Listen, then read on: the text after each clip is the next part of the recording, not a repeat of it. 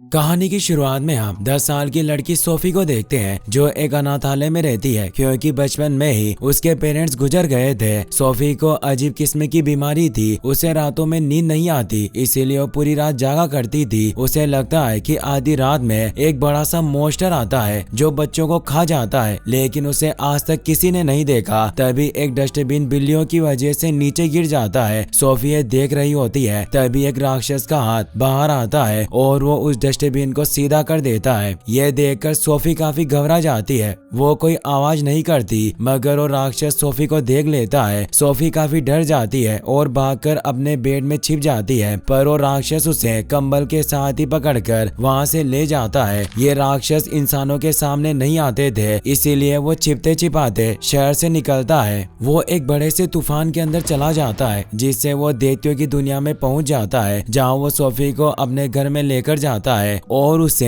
एक लकड़ी पर टांग देता है। सोफी बहुत ही चालाक होती है, इसीलिए वहां से निकलने के लिए खिड़की के पास जाती है, लेकिन तभी वहां रखे सामान नीचे गिर जाते हैं। उस शैतान को पता चल जाता है और वो सोफी से कहता है कि यहाँ से निकलने का कोई रास्ता नहीं है। तुम दैत्य देश में हो और मेरा नाम BFG है। यहाँ मेरे जैसे 9 और राक्षस है, पर वो मुझसे काफी ज्यादा बड़े और ताकतवर है। सोफी काफी डर जाती है और उसे रिक्वेस्ट करती है कि प्लीज आप मुझे मत खाना। BFG कहता है कि डरो मत, मैं तुम्हें नहीं खाऊंगा, मैं एक अच्छा राक्षस हूँ और मैं सिर्फ सब्जियां खाता हूँ। सोफी कहती है कि अगर ऐसा है तो आप मुझे उठाकर यहाँ क्यों ले आए। BFG बताता है कि तुमने मुझे देख लिया था और अगर मैं तुम्हें यहाँ नहीं लेकर आता तो तुम जोर जोर से चिल्लाकर सभी को बता देती कि तुमने एक दैत्य देखा और फिर सभी इंसान मुझे ढूंढने लग जाते और मुझे पकड़कर पिंजरे में कैद कर देते। सोफी पूछती है कि क्या बाकी के दैत्य भी आपकी तरह ही अच्छे हैं। वो बताता है कि वो बहुत ही खतरनाक और मांसाहारी दैत्य है जो तुम्हें एक बार में ही निगल सकते हैं। सोफी डर जाती है और कहती है कि मैं आपके बारे में किसी को नहीं बताऊंगी, इसीलिए प्लीज तुम मुझे वापस घर छोड़ दो, मुझे बहुत डर लग रहा है। BFG मना कर देता है और कहता है कि अब तुम पूरी जिंदगी यहीं रहोगी और वो उसे एक कंबल देता है। सोफी कहती है कि मैं यहाँ से भाग जाऊंगी। BFG उसे समझाता है कि तुम मेरे बिना इस गुफा से बाहर जाने की गलती बिल्कुल भी मत करना, वरना वो आदमखोर दैत्य तुम्हें कच्चा ही निगल जाएंगे, और उसे अपने बिस्तर के पास नाव में सुला देता है। फिर वो अपने बैग में से एक जार निकालता है। सोफी पूछती है कि इसमें क्या है। वो बताता है कि इसमें मैंने सपनों को कैद किया हुआ है। सोफी कहती है कि मुझे कभी सपने नहीं आते क्योंकि मुझे नींद ही नहीं आती। वो उसे एक स्टोरी पढ़कर सुनाता है जिससे सोफी को नींद आ जाती है। सोफी के सोते ही BFG बैग लेकर एक सीक्रेट रूम में जाता है जहाँ उसने बहुत सारे सपनों को कैद करके रखा होता है। वो उन सपनों को कस्टमाइज करके नए सपने बना सकता था। वो एक बोतल में से एक बुरा सपना निकालता है और उसमें फेर बदल करके सोफी को एक सपना देता है जिसमें सोफी देखती है कि जब उसकी आंख खुली है तो BFG सो रहा होता है, और इस बात का फायदा उठाकर सोफी घर से भाग जाती है। लेकिन तभी जमीन से एक बहुत बड़ा राक्षस बाहर निकलता है और वो सोफी को पकड़कर खा लेता है। लेकिन फिर सोफी की आंख खुल जाती है तो उसे पता चलता है कि ये एक बुरा सपना था और वो समझ जाती है कि ये सब BFG ने किया, इसीलिए वो उन्हें कहती है कि आपने ऐसा क्यों किया। BFG कहता है कि ये करना जरूरी था ताकि तुम समझ जाओ कि शैतान कितने खतरनाक होते हैं। अगले दिन सबसे बड़ा दैत्य वहां जाता है जिसका नाम मास्क खाऊ होता है, जो उन सभी 9 दैत्यों का लीडर होता है। वो BFG के पास चोट पर मलहम लगवाने आता है। सोफी उसे देखकर पीछे छिप जाती है, लेकिन मास्क खाऊ को सोफी की महक आ जाती है और उसे ढूंढने लगता है। सोफी ककड़ बुज्जे में छिप जाती है, लेकिन ये बात BFG को पता नहीं होती, इसीलिए वो उस शैतान को कहता है कि तुम ये हरी ताजा सब्जी खाओ, लेकिन वो कहता है कि मैं घास फूस नहीं खाता, मैं मांस खाता हूँ, और वो उस ककड़ बुज्जे को नीचे फेंक देता है और शरबत उठाकर वहाँ से ले जाता है। BFG सोफी को उस ककड़ बुज्जे से बाहर निकालता है और उसे सीक्रेट रूम में लेकर जाता है जो बहुत ही खूबसूरत जगह होती है, और वहाँ उसने बहुत सारी मशीनें भी लगाई होती है। वो सोफी को नहलाता है, उसे सुखाता है और उसे पहनने के लिए कपड़े देता है। फिर वो सोफी के लिए पेड़ में एक बिस्तर तैयार करता है और सोफी को कहता है कि मैं काम पर जा रहा हूँ, इसीलिए तुम्हें यहीं रहना होगा।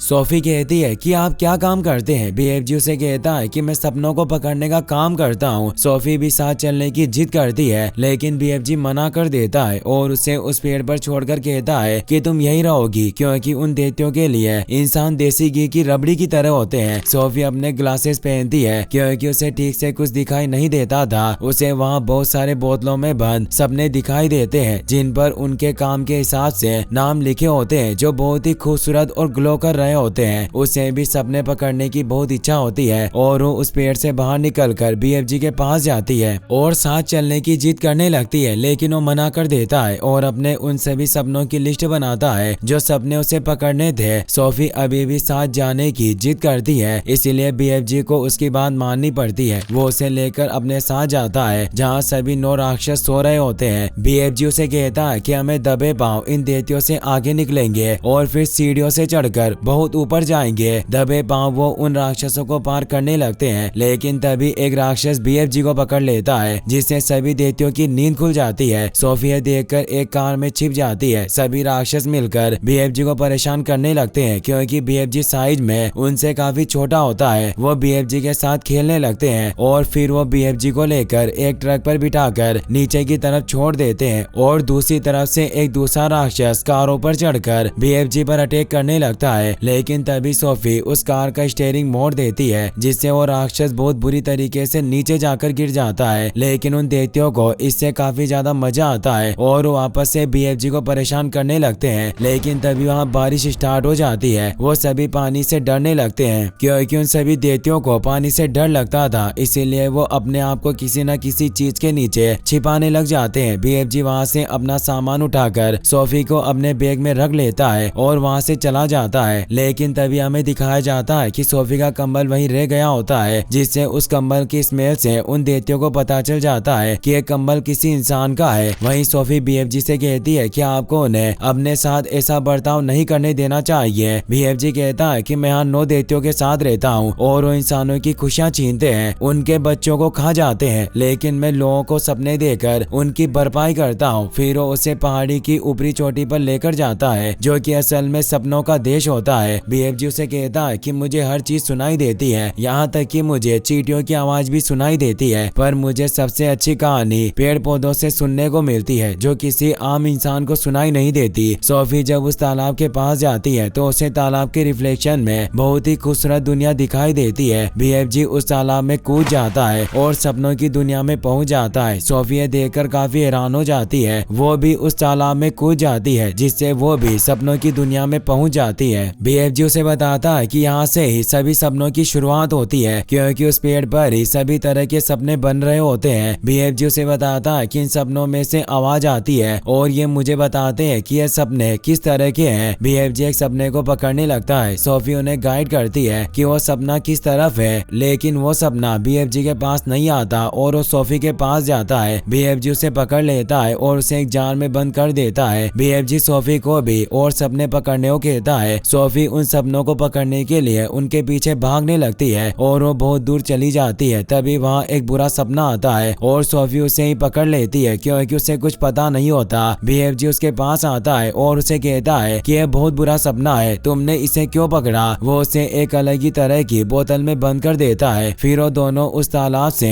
वापस दैत्यों की दुनिया में आ जाते हैं और वहाँ से इंसानों की दुनिया में जाते हैं, क्योंकि BFG को इंसानों को सपने देने थे। सोफी भी उनके साथ आती है और वो दोनों छिपते छिपाते हुए एक घर के बाहर पहुँचते हैं जहाँ एक बच्चा सो रहा होता है। सोफी उनसे पूछती है कि हम यहाँ ही क्यों आए, तो BFG उसे बताता है कि मुझे इस बच्चे के दिल की आवाज सुनाई दी। और फिर वो सोफी से पूछता है कि अब तुम बताओ कि मैं इसे कैसा सपना दूं। सोफी कहती है कि इस बच्चे को खुश कर दो। BFG अपने बैग में से एक बोतल निकालता है। सोफी BFG से पूछती है कि क्या सपने के बारे में आपको आपके माता पिता ने सिखाया। BFG उसे बताते हैं कि दैत्यों के माँ बाप नहीं होते और मेरी उम्र इतनी है जितनी इस पृथ्वी की है। फिर वो अपने ट्रम्पेट की मदद से उस सपने को उस बच्चे के अंदर फूंक देते हैं, जिससे उस बच्चे को बहुत अच्छा सपना आता है और वो बहुत खुश हो जाता है। सोफी भी ये देखकर बहुत खुश होती है। फिर वो दोनों वापस दैत्य देश की तरफ निकलने लगते हैं। तभी उन्हें रास्ते में बाकी दैत्य दिखाई देते हैं जो इंसानों के बच्चे का शिकार करने जा रहे होते हैं। यह देखकर BFG वहाँ छिप जाता है क्योंकि वो भी उन्हें नहीं रोक सकता था। सोफी BFG से कहती है कि मेरा कंबल मेरे तुम्हारे पास नहीं है। BFG अपने सभी जेब चेक करता है लेकिन उसके पास वो कंबल नहीं होता। सोफी कहती है कि शायद वो मुझसे दैत्य देश में छूट गया हो। ये सुनकर BFG काफी परेशान हो जाता है क्योंकि दैत्यों को उस कंबल की वजह से सोफी के बारे में पता चल गया होगा।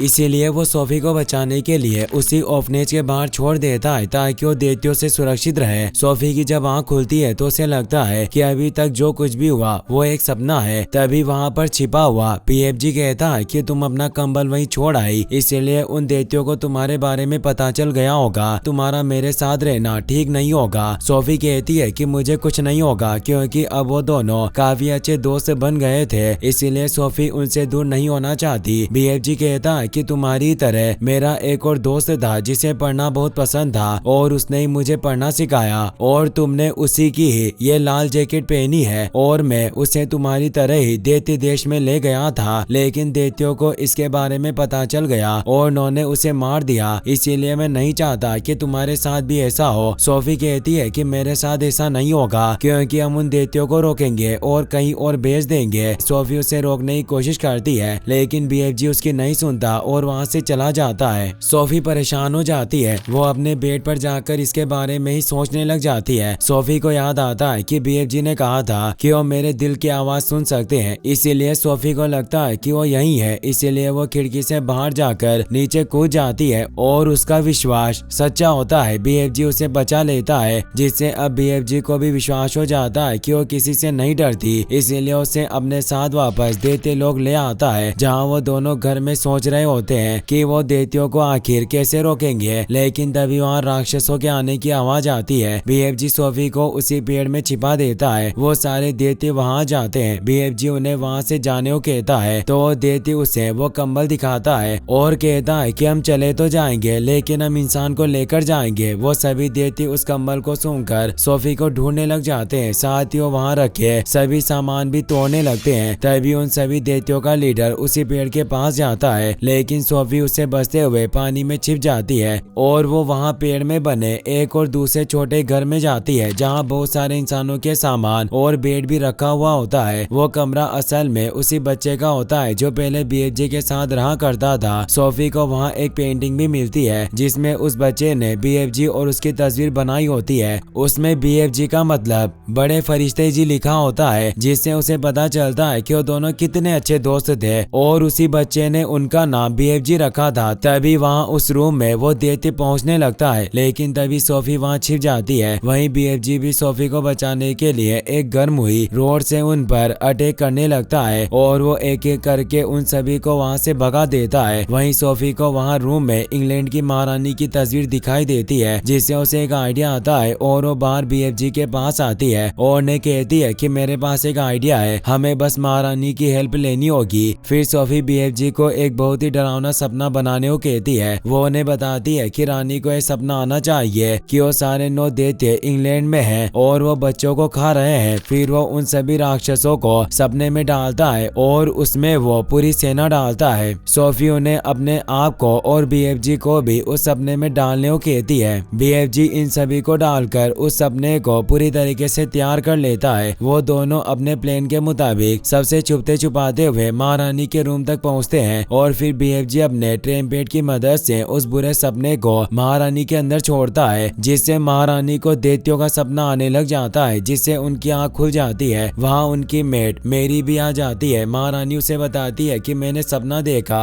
कि आदमखोर मांस खाने वाले दैत्य बच्चों को उनके रूम से बाहर निकाल कर खा रहे हैं। तभी मेरी न्यूज़पेपर में देखती है कि शहर से बच्चे गायब हो रहे हैं जिससे वो काफी हैरान रह जाती है और वो महारानी को इसके बारे में बताती है जिससे महारानी को याद आता है कि उन्होंने सपने में एक लड़की को खिड़की पर देखा और वो मेरी को पर्दे खोलने को कहती है तो मेरी एकदम से डर जाती है क्योंकि वहाँ सोफी खड़ी हुई होती है। महारानी को विश्वास नहीं होता और वो कहती है कि मैंने ये भी सपने में देखा था और फिर वो सोफी से कहती है कि आपको यहाँ एक दैत्य लेकर आया है। सोफी उन्हें कहती है कि वो मेरे बेस्ट फ्रेंड है और उन्होंने ये सपना बनाया। तो महारानी उसे पूछती है कि आप और आपके दोस्त यहाँ क्यों आए। सोफी कहती है कि आपको याद होगा क्योंकि आपने सपने में देखा होगा। महारानी कहती है कि हाँ मुझे आपका प्लान याद है और फिर महारानी BFG को बुलाने को कहती है। सोफी कहती है कि आप पहले वादा कीजिए कि आप उन्हें चोट नहीं पहुंचाएंगी। महारानी कहती है कि हम तैयार है। सोफी बीएफजी को आवाज देकर बाहर बुलाती है, लेकिन पहले तो